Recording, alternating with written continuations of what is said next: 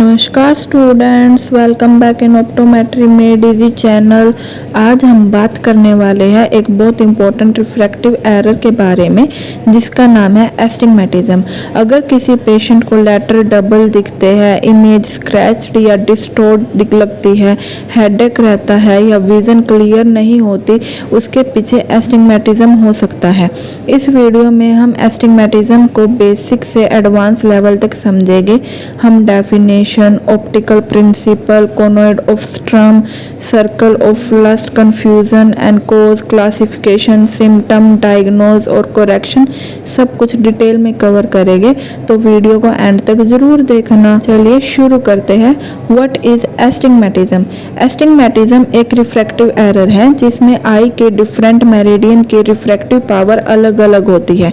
Normal आई में cornea सभी direction में ऑलमोस्ट इक्वल कर्वेचर रखता है, इसीलिए लाइट रेज रेटिना पर एक सिंगल पॉइंट पर फोकस करती है।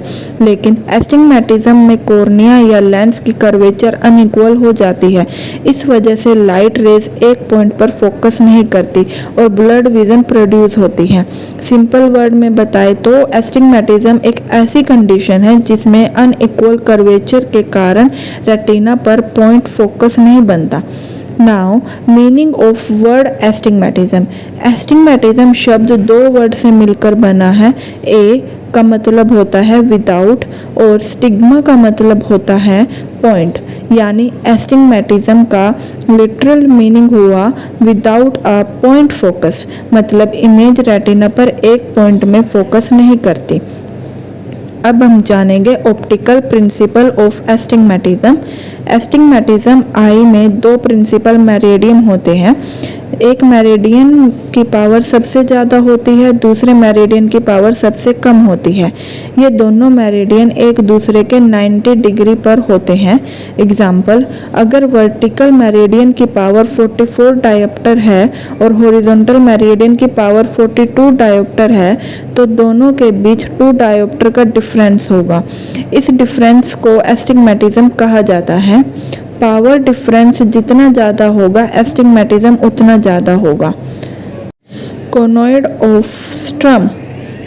अब आते हैं एस्टिग्मेटिज्म के सबसे इम्पोर्टेंट ऑप्टिकल कंसेप्ट पर, कोनोइड ऑफ स्ट्रम।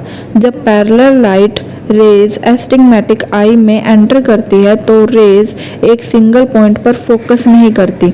सबसे पहले एक फोकल लाइन बनाती है, उसके बाद कुछ डिस्टेंस पर दूसरी फोकल लाइन बनती है। इन दोनों फोकल लाइन के बीच जो स्पेस होता है उसे कोनोइड ऑफ स्ट्रम कहते हैं। ये कंसेप्ट एस्टिग्मेटिज्म को समझने का फाउंडेशन है। एग्जाम और वाइवा में कोनोइड ऑफ स्ट्रम बहुत फ्रिक्वेंटली पूछा जाता है। Circle of least confusion. Conoid of स्ट्रम के बीच के एक पॉइंट होता है जहां ब्लर सबसे कम होता है। इस पॉइंट को सर्कल ऑफ लीस्ट कंफ्यूजन या CLC कहते हैं। एस्टिग्मेटिज्म करेक्शन के प्राइमरी एम होता है कि सर्कल ऑफ लीस्ट कंफ्यूजन को रेटिना पर लाना। जब circle of least confusion retina पर आ जाता है तब पेशेंट को मैक्सिमम पॉसिबल क्लियर विजन मिलती है। Cause of astigmatism. एस्टिग्मेटिज्म के कई कोज हो सकते हैं। First, corneal cause.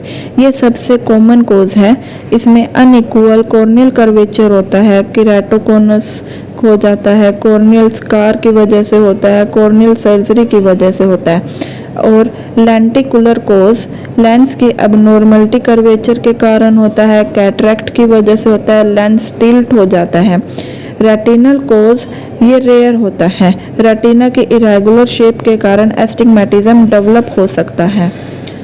Type of astigmatism.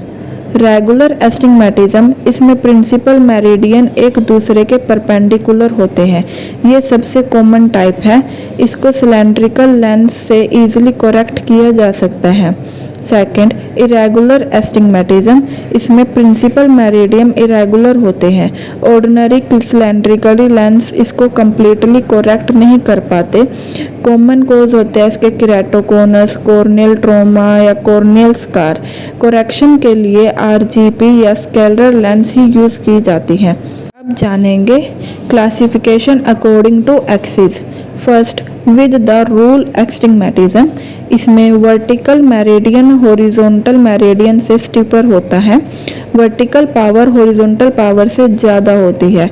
Slender axis generally 180 degree के अराउंड होती है।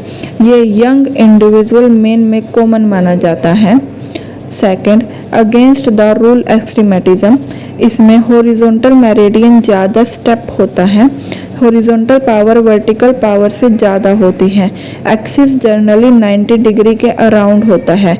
ये ओल्डर एज ग्रुप में कॉमन होता है। Third, oblique astigmatism, principal meridian approximately 45 degree और 135 डिग्री पर होता है। एक्सिस ना 90 डिग्री के आसपास होती है और ना ही 180 डिग्री के पास। इस टाइप को ओब्लिक एस्टिग्मेटिज्म कहते हैं। अब जानेंगे classification according to position of focus. First, simple myopic astigmatism, एक फोकल लाइन रेटिना पर होती है तो दूसरी रेटिना के आगे होती है। कंपाउंड मायोपिक एस्टिग्मेटिज्म, दोनों फोकल लाइन रेटिना के आगे होती हैं। सिंपल हाइपरोपिक एस्टिग्मेटिज्म, एक फोकल लाइन रेटिना पर तो दूसरी रेटिना के पीछे होती है। कंपाउंड हाइपरोपिक एस्टिग्मेटिज्म, दोनों फोकल लाइन रेटिना के पीछे बनती है। मिक्स्ड एस्टिग्मेटिज्म, एक फोकल लाइन रेटिना के आगे तो दूसरी रेटिना के पीछे होती है। रेटिना इन दोनों के बीच प्रेजेंट रहता है।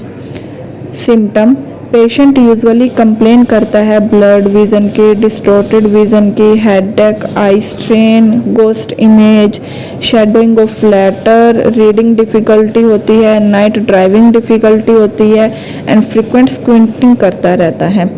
क्लिनिकल साइन, डॉक्टर ऑब्जर्व कर सकता है reduced visual acuity, asthenopia, frequent blinking करता है पेशेंट, आई रबिंग करता है, हेड टिल्ट करके रीड करता है एंड एबनॉर्मल हेड पोस्चर हो जाता है। अब हम बात करेंगे अकोमोडेशन एंड एस्टिग्मेटिज्म की। यंग पेशेंट अकोमोडेशन यूज़ करके ब्लर को कुछ हद तक कंपनसेट कर सकते हैं, लेकिन एक्सेसिव अकोमोडेशन की वजह से headache, eye fatigue, reading discomfort develop हो सकती है। Diagnose, first test visual acuity test, Snellen chart से विजुअल एक्यूटी टेस्ट इक्विलेट की जाती है। सेकंड, रेटिनोस्कोपी, ऑब्जेक्टिव रिफ्रैक्शन का मोस्ट इम्पोर्टेंट मेथड, एस्टिग्मेटिज्म में सीजियर रिफ्लेक्स मिल सकता है। Third, subjective refraction, cylinder power और एक्सिस डिटरमाइन करने के लिए यूज़ की जाती है। Fourth, keratometry, corneal curvature measure किया जाता है। Corneal topography, corneal shape equivalent करने का गोल्ड स्टैंडर्ड मेथड है, स्पेशली यूजफुल इन केराटोकोनस और इरेगुलर एस्टिग्मेटिज्म में। Correction of astigmatism, first, spectacles, सबसे कॉमन ट्रीटमेंट है। सिलेंड्रिकल लेंस यूज़ की जाती है, ये स्पेसिफिक मेरिडियन में रिफ्रैक्टिव पावर प्रोवाइड करती है। Second, contact lens, toric contact lens regular astigmatism के लिए होती है and RGP lens irregular astigmatism के लिए होती है। स्केलर लेंस एडवांस्ड केराटोकोनस के लिए होती है। और एक परमानेंट मेथड होता है रिफ्रैक्टिव सर्जरी, इसमें LASIK, park smile selected patient में एक्सीलेंट रिजल्ट दे सकती है। अब हम बात करेंगे कॉम्प्लिकेशन ऑफ अनकरेक्टेड एस्टिग्मेटिज्म। अगर एस्टिग्मेटिज्म अनट्रीटेड रहे तो chronic headache, eye strain, poor academic performance, reduce equality of life develop हो सकती है। चिल्ड्रन में रिफ्रैक्टिव एम्ब्लोपिया भी डेवलप हो सकता है।